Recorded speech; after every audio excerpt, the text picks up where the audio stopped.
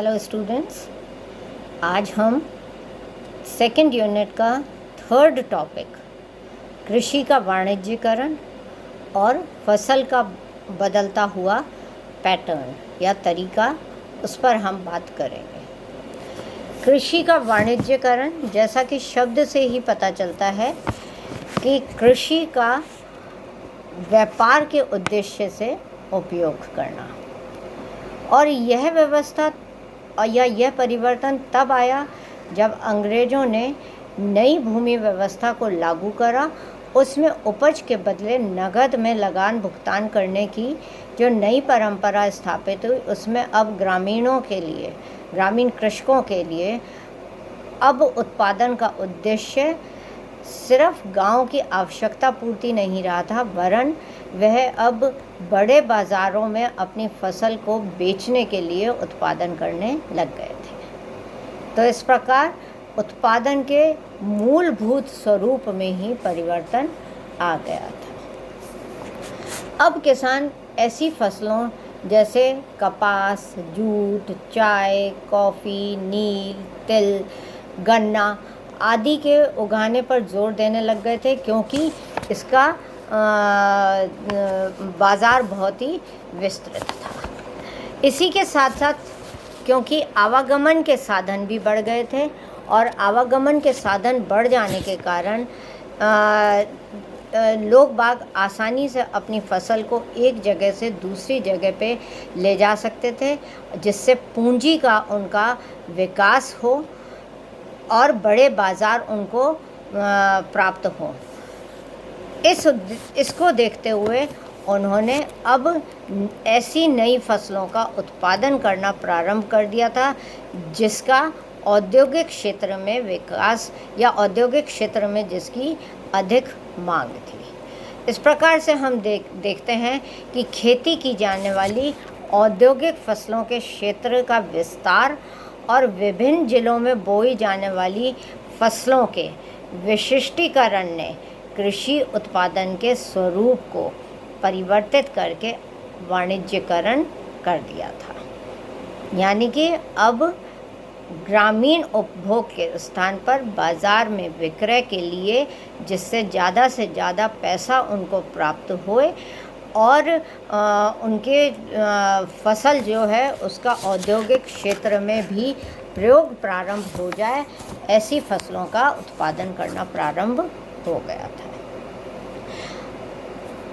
इस नए परिवर्तन को हम वाणिज्यीकरण कहते हैं, कृषि का वाणिज्यीकरण। अब कृषि के वाणिज्यीकरण क्यों हुआ, उसके क्या कारण रहे, और यह किस कारण से इतनी तेज़ी से बढ़ा था।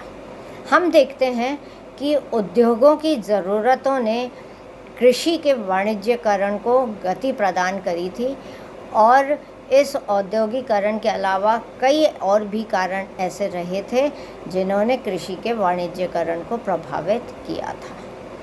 पहला, आवागमन की सुविधा जो थी वह इस कदर बढ़ गई थी कि उसके कारण से अब गांव जो थे वो पृथक इकाई नहीं रह गए थे, वो अलग से नहीं रह गए थे।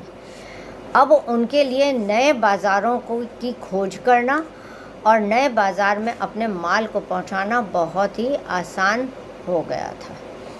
इसीलिए वे घरेलू उपयोग के बजाय वो सामान बाज़ारों में बिक्री के लिए तैयार करने लग गए थे और उन्हीं की खेती करने लग गए थे। इन औद्योगिक फसलों के उत्पादन ने और इनके विस्तृत बाज़ार ने उन्हें आर्थिक सुदृढ़ता भी प्रदान करी और उनका आंतरिक व्यापार भी बढ़ा, इसलिए वे वाणिज्यीकरण की ओर प्रभावित हुए। दूसरा, नई भू राजस्व व्यवस्था जैसे कि रैयतवाड़ी, माहलवाड़ी, और हम देखते हैं कि बंगाल में परमानेंट सेटलमेंट, इन नई प्रथाओं में मुद्रा के प्रचलन के महत्व को बढ़ावा दे दिया था। यानी अब वे कृषि अपनी काइंड में, यानी कि जो उत्पादन है उसको नहीं कर के रूप में देते थे, वरन नकद रूप में वे भुगतान करने लग गए थे। अब मुद्रा के रूप में अगर लगान की अदायगी की जाएगी तो किसानों को ये ज़रूरत महसूस हुई कि वे ऐसी फसलों का उत्पादन करें जिससे वे ज़्यादा से ज़्यादा नकद स्वयं भी कमा सकें, जो फसल उनको ज़्यादा मूल्य दे सके।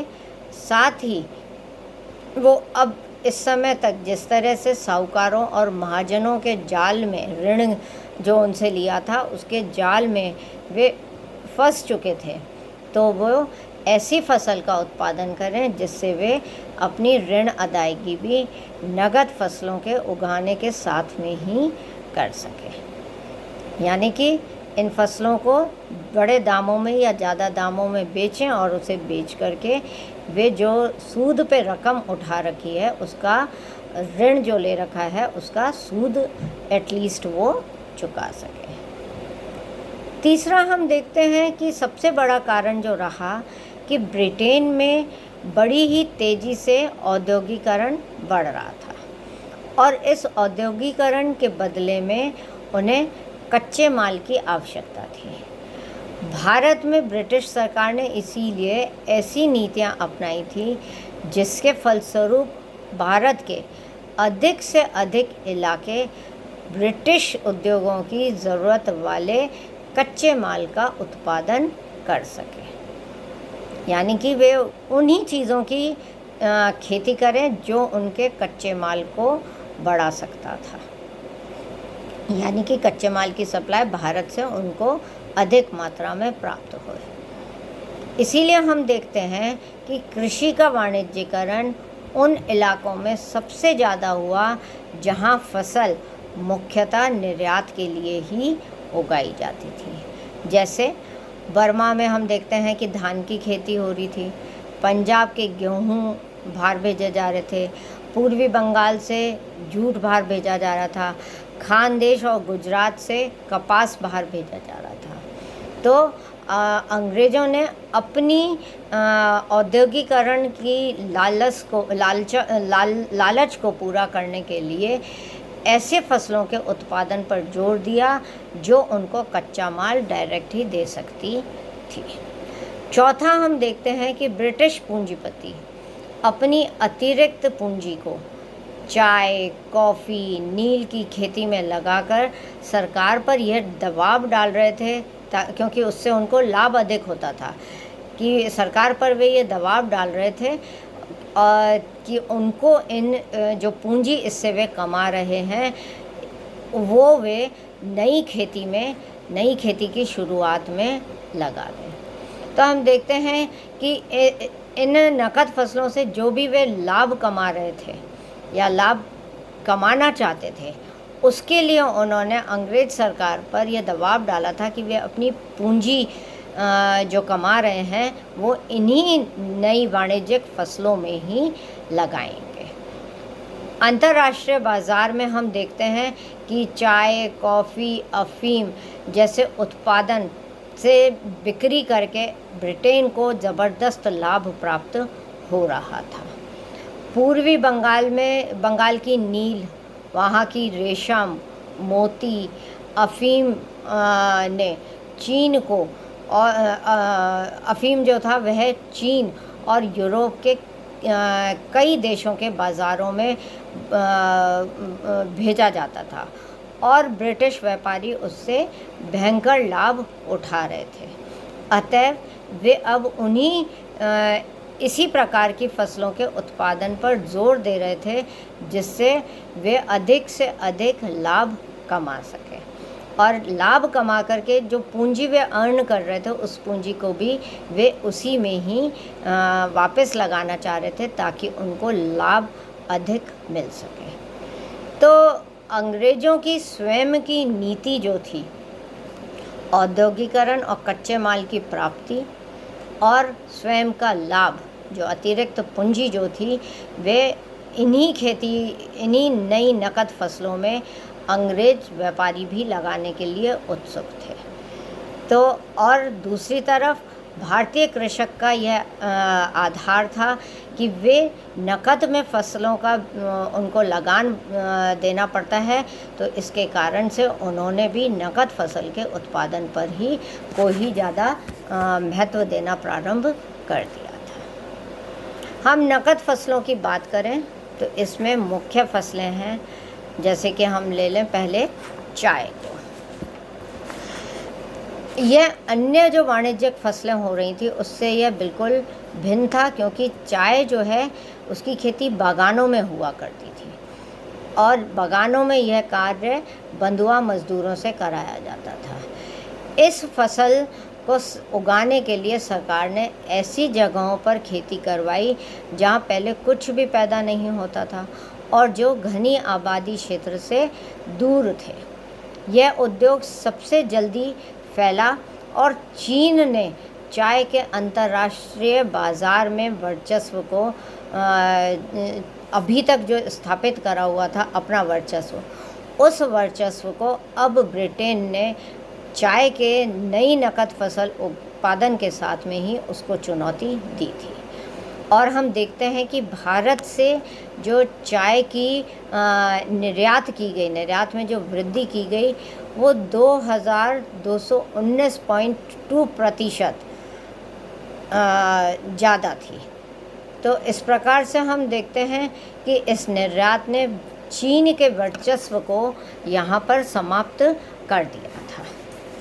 हम 1847 में चाय का निर्यात देखते हैं कि 144.161 पौंड चाय का निर्यात भारत से हो रहा था।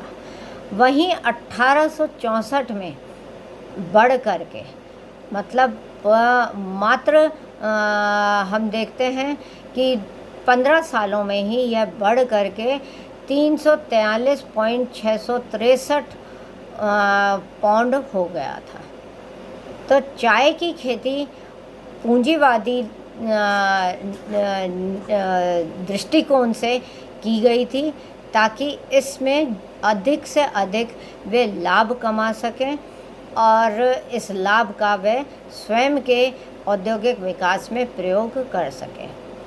आरंभ में इस चाय के बागानों को स्थापित करने में अंग्रेज़ों को पूंजी भी लगानी पड़ी थी, श्रमिकों को काफ़ी मेहनत करनी पड़ी थी, भूमि के संबंध में कई कठिनाइयों का सामना करना पड़ा था, क्योंकि ये वह भूमि चुनी गई थी जहाँ पर कुछ भी अभी तक उत्पादन नहीं हो रहा था और भूमि को उपजाऊ बनाने के लिए उन्हें कोशिश करनी पड़ी थी। एक चाय बागान के उत्पादन को लाभप्रद बनाने के लिए अन्य नकद फसलों के मुकाबले में अधिक पूंजी की आवश्यकता थी।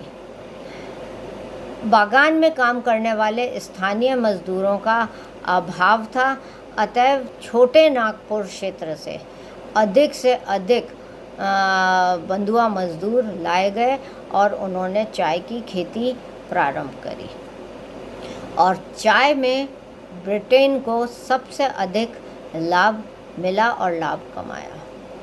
दूसरी खेती, अभी हम ये उत्तर भारत में जो नकद फसलों की खेती प्रारंभ की गई थी हम उसकी बात कर रहे हैं। इसके पश्चात दक्षिण भारत में जो नकद फसलें हुई उसकी बात मैं इसके बाद में करूँगी। उत्तर भारत में एक और नकद फसल अफ़ीम मुख्य थी, जिसने अंग्रेज़ों के निर्यात को एकदम से बढ़ा दिया था और फ़ायदा भी अधिक से अधिक दिया था। सबसे बड़ी खासियत इस उत्पादन की यह थी कि अफ़ीम की खेती जो थी इसके उत्पादन पे और बिक्री पर सरकार का स्वयं का नियंत्रण था। अफ़ीम की खेती के बदलते स्तर पर सरकार का निर्णय ही अंतिम रहता था। जबकि हम देखते हैं कि ब्रिटिश के आने से पहले अफ़ीम की खेती भारत में बहुत ही कम मात्रा में होती थी। यह मात्र पटना और उसके आसपास के क्षेत्रों तक ही सीमित रही थी। बंगाल सूबे में ब्रिटिश शासन की स्थापना के समय से ही अफ़ीम के व्यापार का महत्व बढ़ गया था, क्योंकि कंपनी चीन से रेशम और चाय खरीदती थी और चाहती थी कि इसके बदले में वे चीन में जल्दी से जल्दी अफ़ीम को वहाँ पर निर्यात करें या वहाँ भेजी जाए। ऐसा करने से कंपनी को चीन के साथ किए गए व्यापार के लिए सोना चांदी नहीं देना पड़ता था। यह बार्टर सिस्टम पे, यानी कि आदान प्रदान के उस पर हो जाता था। चीन से रेशम और चाय आता था और यहाँ से अफ़ीम जाता था। तो इस प्रकार से वो बार्टर सिस्टम पे ही काम कर रहे थे, उनको कुछ देना नहीं पड़ता था सोना चांदी। 1830 तक कंपनी ने बंगाल में अफ़ीम के उत्पादन की वृद्धि करने का कोई भी प्रयत्न नहीं किया था। हम देखते हैं कि 1798 से 99 तक और 1816 से 17 के बीच में चीन में एक पेटी अफ़ीम के दाम में 335.5% की वृद्धि हो गई थी। और इस समय तक हम देखते हैं कि मालवा, मध्य भारत और राजपूताना की देसी रियासतों में उत्पादित अफ़ीम बंगाल की अफ़ीम की प्रतिद्वंदी बन चुकी थी। ऐसी परिस्थितियों में बंगाल अफ़ीम के जो पूर्वी बाज़ार में खोई हुई प्रतिष्ठा थी, उसको पुनः स्थापित करने में सहायक रही थी, क्योंकि उत्पादन इतनी तेज़ी से बढ़ गया था और इतनी फास्ट स्केल पे था कि वह सारी जगह इसका निर्यात कर रहे थे।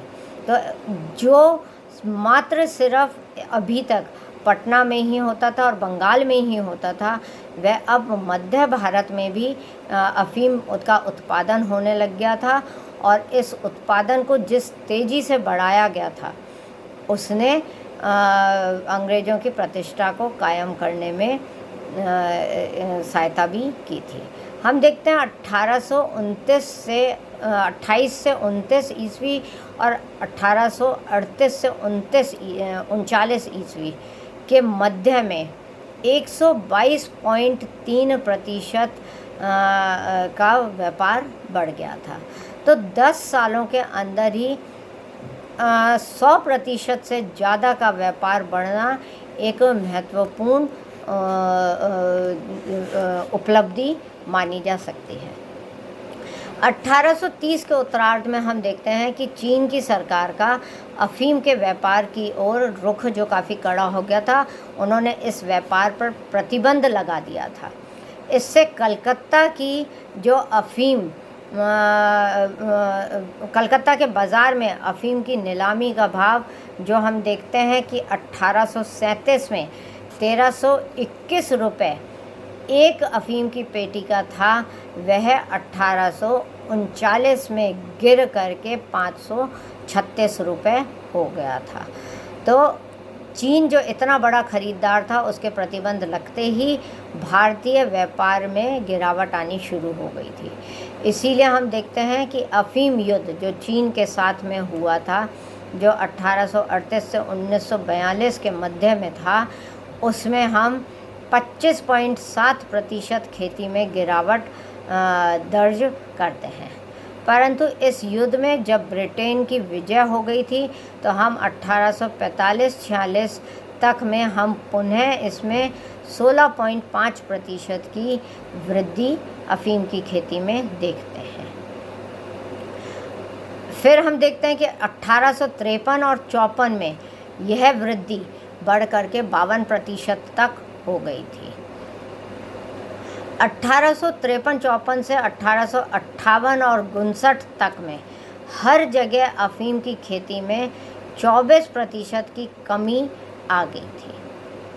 इससे निपटने के लिए सरकार ने अपनी अफ़ीम नीति बनाई थी, जिसके तहत अफ़ीम की क्रय दर 42% बढ़ा दी। ऐसी भूमि पर खेती को प्रोत्साहित किया जाने लगा जिसमें अभी तक अफीम के लिए उसको अनुपयुक्त समझा जाता था। परिणाम स्वरूप 1861-64 के मध्य पुनः नील अफीम की खेती में वृद्धि हुई और यह 62% तक पहुंच गई।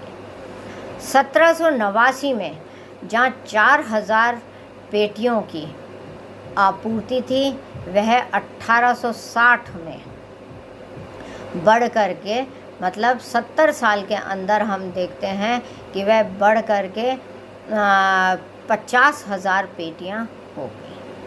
तो 4000 पेटी और 50,000 पेटी, यानी कि अंग्रेज़ों ने अफीम के व्यापार में ज़्यादा से ज़्यादा मुनाफा कमाया।